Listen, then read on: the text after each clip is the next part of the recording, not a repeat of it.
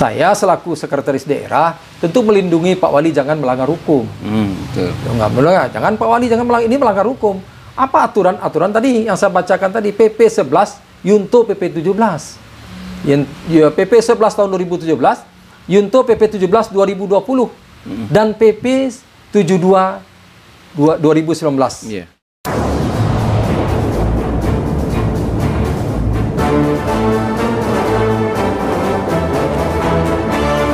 Assalamualaikum warahmatullahi wabarakatuh. Selamat berjumpa kembali sahabat Sabana TV. Kali ini Sabana TV mendapatkan kesempatan eksklusif untuk berbincang-bincang dengan Bapak Amasrul. Mungkin bisa dijelaskan dulu Pak, diceritakan bagaimana perjalanan karir Pak Amasrul sebagai seorang ASN, mulai dari CPNS dulu berarti Pak ya. Iya. Nah, silakan Pak. Terima kasih. Assalamualaikum warahmatullahi wabarakatuh. Saya Amasrul yang saat sekarang ya diberhentikan sementara menjadi sekretaris daerah Kota Padang. Seperti pertanyaan tadi, saya sebenarnya meniti karir ini sejak tahun 1986. Waktu itu saya mendaftar di BKKBN, diterima pada November 86, dan di November 1 Januari saya diperintah untuk menjadi penyuluh keluarga berencana atau petugas, kalau dulu namanya petugas keluarga berencana, petugas lapangan keluarga berencana. Itu awalnya di Kota Tangah, dan 1 bulan di Kota Tangah itu disuruh ke Kecamatan Nanggalo sampai tahun 2000. Di awal tahun 2000, sekitar bulan Juli 2000 saya dipindahkan ke Kota Tangah. Karena itu minta ke Pak Kepala BKKBN waktu itu Pak Dr. Charles. Saya minta ke sana ke beliau, saya mau mengabdi di kampung halaman karena saya orang Kota Tangah, lahir di Kota Tangah, dan juga ada permasalahan sih sebenarnya, ada permasalahan tanah pusako dulu. Saya minta ke Pak Charles untuk pindah ke Kota Tangah. Sampai tahun 2004 menjadi. Jadi dari 2004. Jadi menjadi tugas PLKB ini atau petugas lapangan keluarga berencana ini sejak tahun 1987 sampai 2004. Pas bulan bulan Januari 2004 kita dipindah tugaskan dari pegawai sentral menjadi pegawai karena otonomi daerah menjadi pegawai pemerintah Kota Padang. Dari pegawai pusat ya. Nah, tapi tetap kita menjadi penyuluh keluarga berencana. Jadi pas sampai bulan November 2004 saya dipindahkan menjadi kepala seksi di kelurahan. Artinya staf kelurahan dan jadi kepala seksinya. Waktu itu Pak Lurahnya Pak Franky Willianto. Saya dipindahkan kelurahan mana, Pak? Kelurahan Koto Panjang Iko Koto. Dipindahkan ke sana. Jadi selama jadi PLKB, ya mohon maaf, selama PLKB kita juga 3 kali meraih penyuluh teladan. Di PLKB dulu di Kota Padang. Dan saya itu dipindahkan ke kantor lurah. Tepatnya 2 Agustus 2006 dari staf lurah. Itu sekitar ada 1 tahun 6 bulan ya, 1 tahun lebih ya. Itu menjadi lurah, diamanahi menjadi lurah Batipuh Panjang. Di saat lurah Batipuh Panjang saya memang singkat tugas saya ada 2 tahun 4 bulan menjadi lurah. Tetapi saya menjadi lurah award Provinsi Sumatera Barat.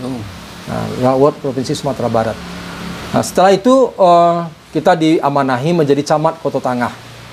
Menjadi camat Kota Tangah selama 3,5 tahun. Alhamdulillah, dalam itu ada penilaian camat. Kita menjadi camat terbaik di Kota Padang waktu itu, terbaik 1 di Kota Tangah. Itu pindah ke Padang Barat. Di Padang Barat pun mendapat camat terbaik pertama, camat terbaik 2. Yang tahun keduanya menjadi camat terbaik 3. Jadi lengkap dari terbaik 1, 2, 3 pernah itu menjadi camat. Dan diamanahi sesudah itu menjadi Kabak Pertanahan Kota Padang. Perintah waktu itu Pak PJ Wali Kota Pak Erizal, beliau perintahkan kepada saya bagaimana selesai bypass. Bypass itu dilantik Pak Mayeldi, selesaikan bypass untuk jalur 2. Saya dikasih target untuk menyelesaikan itu. Alhamdulillah ada 3 proyek besar sebenarnya harus diselesaikan. Pertama bypass, yang kedua banjir kanal Banda Luruih, dan ketiga jalan ke Air Manis. Yang ke Air Manis dari Muara Padang ke Air Manis. Alhamdulillah waktu itu kita dapat menyelesaikan pengadaan tanahnya. Nah, kita menindaklanjuti itu, tapi alhamdulillah bypass sudah jalur 2. Setelah itu ada kesempatan untuk mengikuti seleksi terbuka Dinas Sosial Tenaga Kerja waktu itu. Tahun berapa tuh, Pak? Tahun 2016. 2016. Nah, 2016 kita diberikan kesempatan untuk mengikuti tes itu. Kita ikut, alhamdulillah kita diamanahi menjadi Kadis Sosial Tenaga Kerja. Kadis Sosial Tenaga Kerja dari bulan Juli sampai Desember. Karena ada bertukar nomenklatur, akhirnya Kadis Sosial Tenaga Kerja itu menjadi 2 dinas. Nah, jadi 2 dinas dia. Dinas Sosial itu karena ada urusan wajib pemerintah berdasarkan undang-undang, dan Dinas Tenaga Kerja dan Perindustrian karena ada gabungan juga. Jadi 2 dinas. Saya 2017 saya diamanahi menjadi Kepala Dinas Sosial. Alhamdulillah selama jadi Kepala Dinas Sosial, Pak Wali Kota Padang waktu itu mendapatkan Satya Lencana bidang sosial dan 3 kali berturut-turut Karang Taruna terbaik di Indonesia. Itu yang kita peroleh kita peroleh. Dan setelah itu dimanahi di awal tahun 2019 dimanahi jadi asisten 1. Asisten 1 waktu itu. Dari asisten 1 rupanya Pak Sekda pensiun, Pak Asnel waktu itu. Saya disuruh ditunjuk jadi PJ Sekda. Nah, di saat jadi PJ Sekda diadakan seleksi terbuka. Alhamdulillah di sekitar 25 Maret ya, 25 Maret kita dijadikan dilantik sebagai hasil seleksi itu sudah disetujui oleh kementerian. Kita dilantik sebagai Sekda Kota Padang. Setelah itu kita Pak Meldi Pak Meldi dilantik pada periode kedua pada bulan Mei. Kita berjalan dengan baik dan di awal 2020 di akhir 2020 Pak Meldi ikut Pilkada Gubernur. Pilkada Gubernur. Sampai di situ, dan pada tanggal 9 Februari kalau nggak salah, saya lupa saya tanggalnya, Februari Pak Meldi dilantik menjadi gubernur definitif. Dan sesudah itu Pak Meldi diganti oleh Pak Endri Septa. Kalau nggak salah saya sekitar 9 Februari, 9 April, beliau dilantik definitif jadi Wali Kota Padang.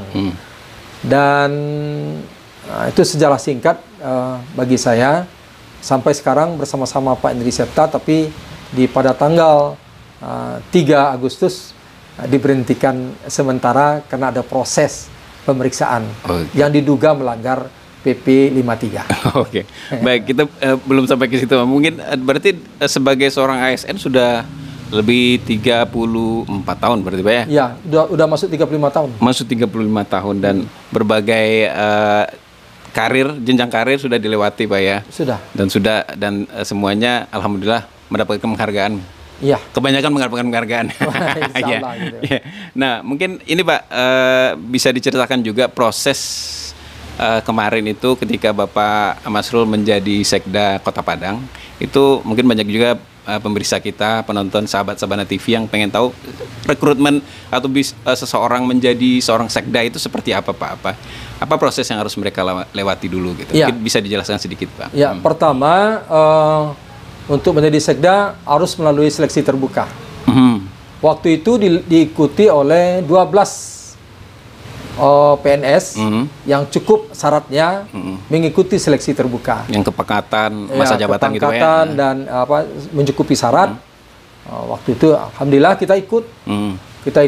Kita mencoba dengan seleksi terbuka kan dalam rangka sistem merit gitu. Iya betul. ASN, PNS. Kita ikut waktu itu. Di hasilnya kita termasuk 3 besar ya, tiga besar.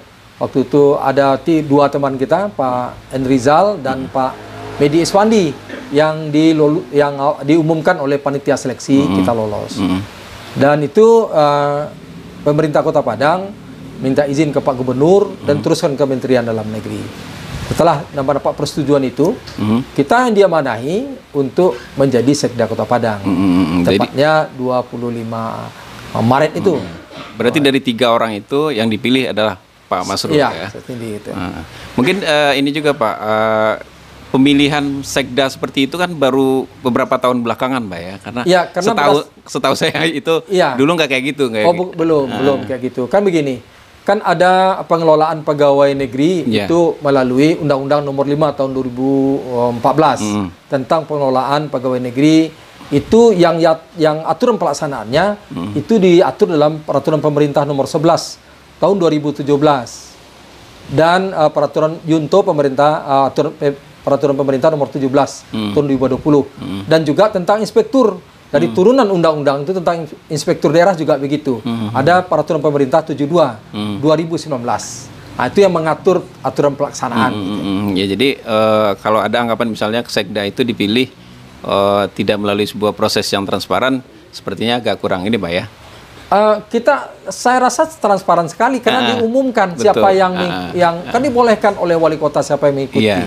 Dan diumumkan kepada khalayak ramai, boleh itu, boleh mengikuti itu semua. Iya, baik. Oke, Pak, kita ke hal yang beberapa hari belakangan yang menjadi perhatian publik di Kota Padang khususnya, dan kabarnya juga sudah menjadi perhatian pemerintah pusat. Bisa dijelaskan juga, Pak Masrul, kronologisnya seperti apa sampai kemudian terbit surat pemberhentian sementara dari wali kota itu, Pak? Ya, terima kasih. Kita memang sebenarnya tanggal 3 kemarin ya, kita dipanggil. Panggilan kedua waktu tanggal 3 itu. Panggilan pertama itu pada tanggal 22 Juli 2021. Dipanggil pertama. Dalam panggilan Pak Wali waktu itu dipanggil saya untuk bisa menghadap dan diperiksa kepada oleh wali kota diduga melanggar PP 53. Karena PP 53 itu banyak pasalnya, banyak itemnya, banyak huruf dan angka. Iya, betul. Saya nggak tahu pasal mana yang saya langgar.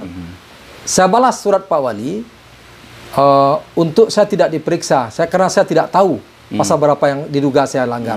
Apakah seluruh pasal itu saya langgar? Nggak mungkin. Berarti kan kalau konyol sekali kalau seluruh pasal itu saya langgar. Berarti kan makanya saya surati. Saya surati wali kota. Tunggu dulu, Pak. Mungkin dari ini dulu, Pak. Dari surat pemanggilan untuk pemeriksaan itu berarti tidak dijelaskan pasal yang diduga dilanggar, ya kan? Tidak. Sebenarnya kalau di PNS kan kita harus kalau misalnya untuk memeriksa seorang PNS kan dijelaskan dulu. Iya.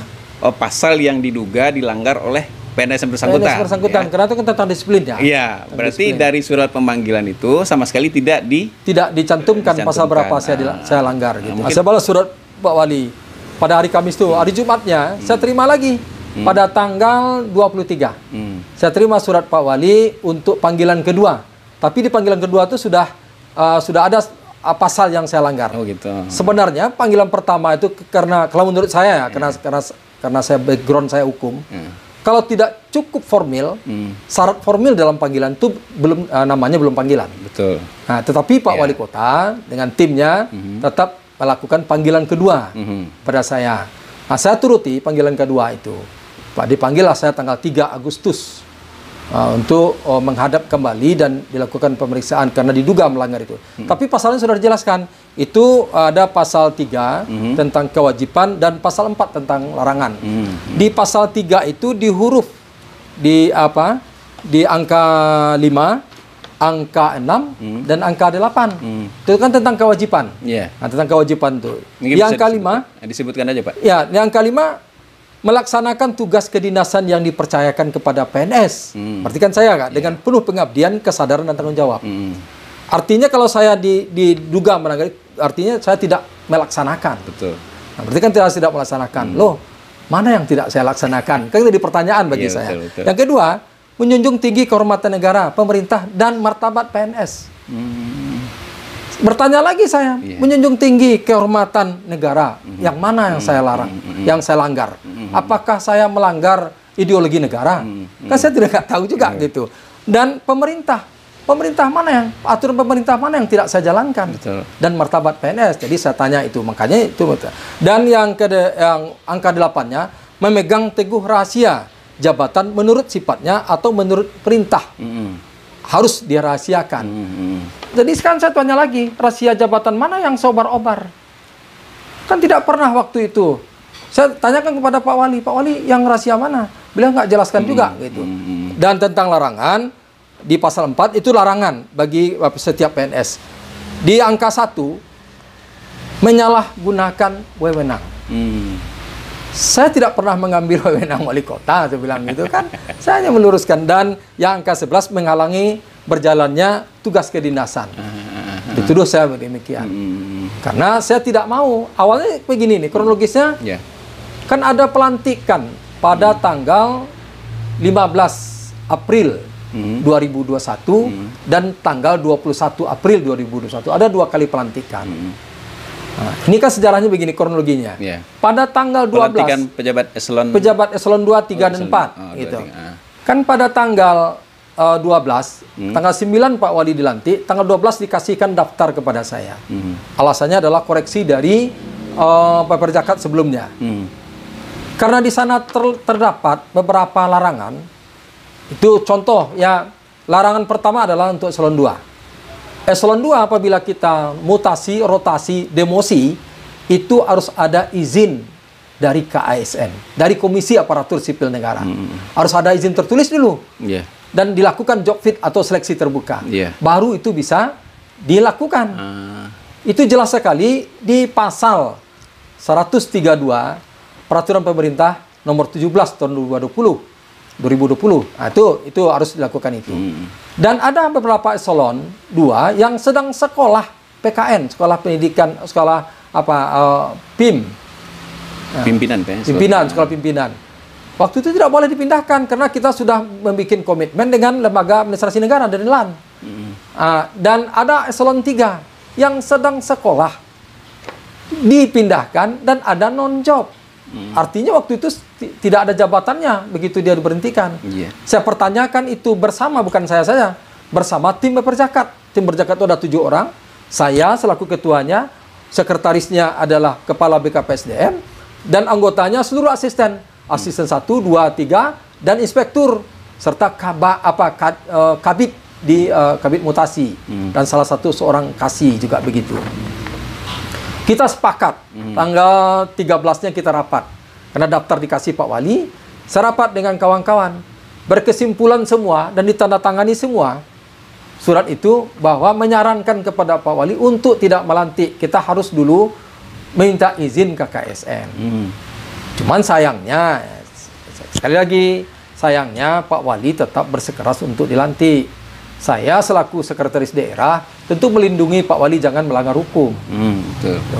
Jangan Pak Wali jangan melanggar, ini melanggar hukum. Apa aturan tadi yang saya bacakan tadi, PP 11 Yunto PP 17. PP 11 tahun 2017, Yunto PP 17 2020 dan PP 72 2019. Itu jelas tentang inspektur daerah. Inspektur boleh didemosi, boleh dirotasi. Itu harus ada izin tertulis dari gubernur. Itu belum ada sama sekali. Nah, jadi saya sarankan kepada Pak Wali untuk tidak melakukan. Cuman sayangnya pada tanggal 14, Pak Wali bikin suruh perintah untuk dilantik. Saya disuruh tanda tangani undangan. Saya nggak mau. Karena saya tahu itu salah. Kan tugas saya melindungi wali kota jangan berbuat melanggar hukum. Tapi ini dulu Pak, dalam Bapak memberikan masukan ke wali kota itu untuk tidak melantik dulu ya. Itu secara formal atau secara tertulis kita berikan. Oke. Dan ditertangani oleh kawan-kawan oleh kawan-kawan di seluruh Peperjakat. Tertulis saya sampaikan nih Pak Wali agar ini jangan dilakukan dulu. Nah, kita kan maunya kita ke KSN dulu. Betul. Nah, untuk ke Pak Wali, saya mau melakukan perubahan, ya silakan aja. Tapi kalau saya tidak mau lagi. Nah, sampai Pak Wali sendiri yang menandatangani undangan untuk pelantikan. Nah, ya silakan aja. Nah, tapi keluar petikan SK, saya nggak mau lagi tanda tangan. Mengapa? Itu melanggar hukum. Melanggar hukum akibatnya kan tahu lah. Betul. Itu akan berpotensi merugikan keuangan negara. Betul. Nah, saya nggak mau. Nah, terus berkelanjutan. Dan dilantik lagi orang tanggal 21 eselon 3 dan eselon 4 21 April ya. Yang menurut PP 11 itu di pasal 56 jelas bahwa yang mengusulkan itu adalah pejabat yang berwenang. Nah, pejabat yang berwenang itu kan saya. Pak Wali adalah pejabat pembina kepegawaian. PYB itu pejabat berwenang itu saya. Nah, seharusnya kalau Pak Wali perintah ini tolong dilakukan mutasi, kami susun dulu dengan perjakap. Iya, betul. Nih kita susun, kita nilai kerjanya, tim penilai kinerja itu, baru kita berikan kepada Pak Wali. Nanti Pak Wali akan periksa, selama ini itu yang saya kerjakan. Iya. Ini orangnya cocok atau tidak, orang cocok atau tidak, terserah Pak Wali. Orangnya urusan Pak Wali. Betul. Saya prosedurnya. Iya. Inilah yang kemarin itu rasanya aneh lagi bagi saya. Pak Wali ngasihkan daftar. Berarti kan sudah ada orang yang mengerjakan ini. Saya tidak pernah melakukan rapat tim penilai kerja. Kok ada berita acaranya seperti itu? Itu makanya saya nggak mau. Nah, mau saya tanda tangani. Dan terakhir itu adalah saya tidak boleh lagi masuk dalam rapat staf. Pada tanggal 28 Juli kemarin. Saya tidak boleh masuk dalam rapat staf. Surat-surat tidak melalui saya lagi, langsung dari asisten ke wali kota ke asisten. Nah, jadi bagi saya nggak apa-apa. Begitu saya diperintah, ada undangan rapat, saya selaku ketua TAPD di DPR, saya sampaikan ke DPR, saya tidak dipercaya lagi oleh wali kota, silakan Pak Asisten melanjutkan. Anggota DPR marah. Oh, nggak bisa katanya, ketua TAPD itu kan sekda. Betul. Pemerintahan sekda belum ada. Nah, itulah makanya tanggal 3 itu Pak Wali, sebelum saya diperiksa, diduga melanggar PP 53, saya sudah diberhentikan. Yang kedua, anehnya, menurut peraturan kepala BKN, yang memeriksa itu seharusnya kan yang berpangkat lebih tinggi daripada saya. Dan Pak Wali kewajibannya membentuk tim. Nah, itu harusnya diserahkan ke provinsi dan tim inspektorat provinsi yang periksa. Tapi hari itu aneh rasanya, saya diperiksa oleh anak buah saya dan ditanya oleh wali kota yang sudah punya konsep begitu, seperti saya di sidang. Itu makanya saya tidak tangani berita acara. Rasanya ada aneh, keanehan yang pernah saya diperiksa di mana saja. Apakah polisi meriksa saya, apakah jaksa meriksa saya, tidak pernah seperti itu. Tapi hari itu saya diperiksa seperti seorang sudah terdakwa begitu. Itu makanya saya tidak mau tanda tangan. Dan juga begitu, saya mohon maaf ya, sejak jadi sejak pegawai saya, belum pernah saya menerima surat teguran. Pelanggaran disiplin belum. Tadi dari ceritanya malah juara-juara telan-telanan, Pak ya. Belum pernah. Belum pernah sama sekali saya mendapatkan surat teguran, surat bermasalah, belum pernah saya mendapatkan itu. Sampai pada saat saya sekda sekarang, dan saat berhentikan saya belum pernah juga dapat teguran, tapi langsung diberhentikan. Saya diduga ya. Belum dapat teguran, tapi saya sudah diberhentikan dulu. Nah, kita kan jadi heran. Betul. Itu makanya kita tidak menandatangani apa yang disampaikan oleh wali kota. Jadi dalam pemeriksaan itu sendiri, Bapak pemeriksaannya dilakukan oleh ASN yang justru pangkatnya lebih di bawah Bapak. Ya, timnya. Ketua timnya Pak Wali sebagai pejabat pembina kepegawaian, dan anggota timnya adalah para kepala, secara saya, kepala BKPSDM yang menurut saya tidak benar, karena itu bermasalah. Dan ada PLT inspektur. Nah, PLT inspektur yang meriksa saya. Artinya, dan kabit-kabit. Dan ada editor. Saya rasa itu adalah pemeriksaan yang salah. Nah, seharusnya bukan itu yang saya gitu. Nah, jadi itulah yang dilakukan oleh tim pemeriksa waktu itu. Saya sudah protes sebenarnya, tetapi Pak Wali mengatakan itu sudah benar. Gitu. Sudah benar ya. Ya mungkin bagi masyarakat awam, Pak, mungkin gonjang-ganjingnya adalah yang satu mengatakan bahwa ini benar mungkin dari versinya Pak Masrul mengatakan bahwa ada hal-hal yang tidak sesuai dengan prosedur perundangan dari pemerintah kota, juga dalam hal ini wali kota juga mengatakan bahwa apa yang dilakukannya sudah benar gitu kan. Nah kemudian pasti kemudian kita perlu mencari ujung, Pak. Oh iyalah. Perlu mencari titik temu, Pak ya. Nah kira-kira titik temunya nanti kalau dari Pak Masrul ini seperti apa? Saya kan begini, kita kan tahu ya, karena ada lembaga yang mengatur itu semua. Kalau ASN, aparatur sipil negara, itu diatur dan dijalankan dan diawasi oleh Komisi Aparatur Sipil Negara. Tentu kita surati bahwa ini sudah terjadi. Sebenarnya awalnya adalah waktu sudah pelantikan, saya mengadakan konsultasi melalui surat kepada KSN. Pak, ini sudah dilantik oleh wali kota. Ini bagaimana caranya? Dan pada tanggal 18-nya, tanggal 16 saya kirim surat, tanggal 18-nya, KSN sudah sudah membalas bahwa itu tidak benar dan harus dikembalikan jabatan itu kepada jabatan semula. Nah, itu kan KSN yang Iya, betul. Dan saya juga tembuskan karena kita diawasi ya, tentang pengelolaan pegawai ini oleh KPK melalui Kopsugahnya, kita tembuskan surat kita ke KPK. Karena kan kita diawasi. Betul. Salah kita menerapkan atau memberikan jabatan kepada orang itu akibat mengeluarkan uang negara. Betul. Saya laporkan, saya juga tembuskan kepada KPK, tembuskan kepada Kementerian Dalam Negeri, tembuskan kepada BKN, tembuskan kepada gubernur. Ini loh yang telah dikerjakan oleh wali kota. Kita minta pendapat, mohon petunjuk dan saran. Dan itu langsung dijawab oleh Komisi Aparatur Sipil Negara. Itu tidak benar dan harus dikembalikan. Nah, sekarang juga begitu. Kita tentu ke lembaga-lembaga yang ditetapkan oleh Presiden, oleh undang-undang, kita teruskan surat kita ke sana bahwa kita sudah diberlakukan tidak adil. Kalau saya mohon maaf ya, akhirnya saya yang membantu wali kota dizolimi gitu. Saya yang meluruskan wali kota dizolimi. Tanggung jawab saya untuk meluruskan. Karena di Undang-Undang 23 itu jelas sekali pasal 67 ya. Wali kota itu kewajibannya adalah mentaati peraturan dan seluruh perundang-undangan. Itu di pasal 67. Dan di pasal ada ancamannya kalau seandainya wali kota, kepala daerah, wakil kepala daerah tidak melaksanakan itu, di pasal 78-nya jelas. Kalau wali kota tidak melaksanakan itu, hukumannya diberhentikan, tapi melalui proses ya, tapi berikutnya diberhentikan. Menurut Undang-Undang 23 itu seperti itu, ada kewajiban kepala daerah.